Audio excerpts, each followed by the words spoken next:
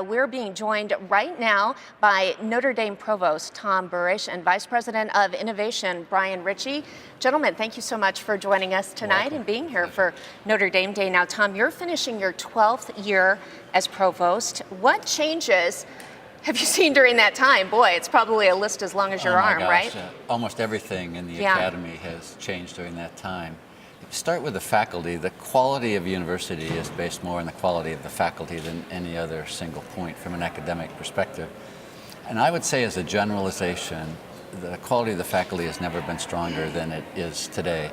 That's because of the keen intelligence, the commitment, the service to the university, the quality of the research and scholarship, the fact that students are still central to our faculty, unlike at some universities where research becomes much more important than students. So we really have an extraordinary faculty, and that's made the university much different, much better. The second would be the students. Every year I say this is the most talented group of students we've ever had, and every year it's true. To give you an example, this year we had approximately 7,500 students who were in the top 1% of their high school class, the top 1% of test takers in the United States, or both. And we had to turn down most of them just because there are not enough seats for all of those students.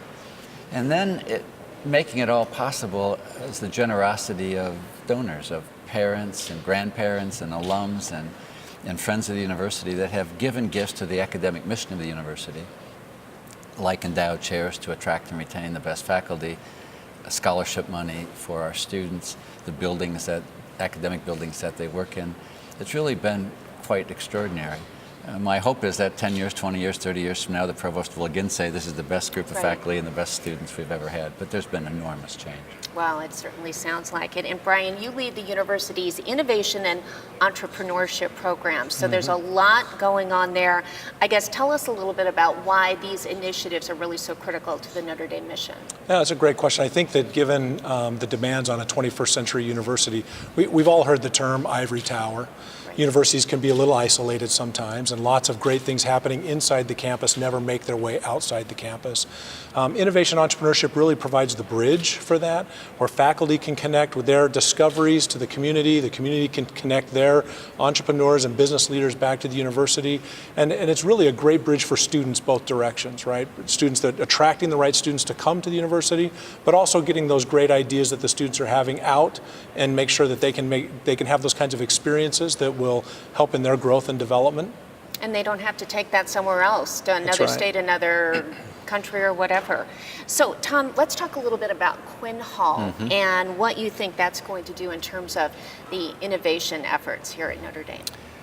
Last year, a committee that's been working 2 years on innovation at Notre Dame gave us their report. This committee was composed primarily of business people, not of people who are on the payroll at Notre Dame. Their task was to answer this question: how can Notre Dame be the best in class in taking intellectual property from the faculty and the students and alums and others to the marketplace? Best in class means in a small city, in a part of the world where neither the city or the state had a research park, we don't have a medical school. What's right for Notre Dame? They issued a report with 24 recommendations that came out. One of their first recommendations is hire a leader, hire somebody who really knows how to do this. And that's why we hired Bryan. Bryan just began a couple months ago.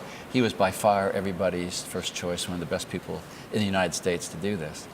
Then second, they created something they called the Idea Center for Innovation, Discovery, Enterprise, Acceleration, IDEA.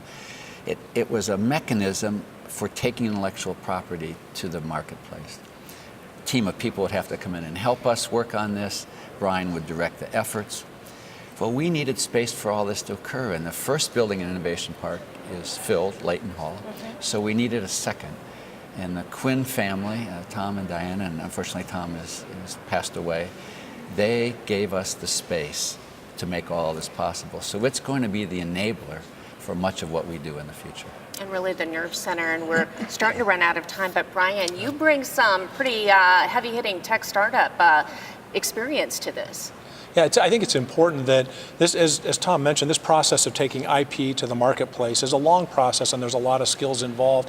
We have a great team, but a team that has experience in startups, in academia, in working with faculty and working with students, and pulling all of those things together is, I think, what's going to help us be successful as we go forward.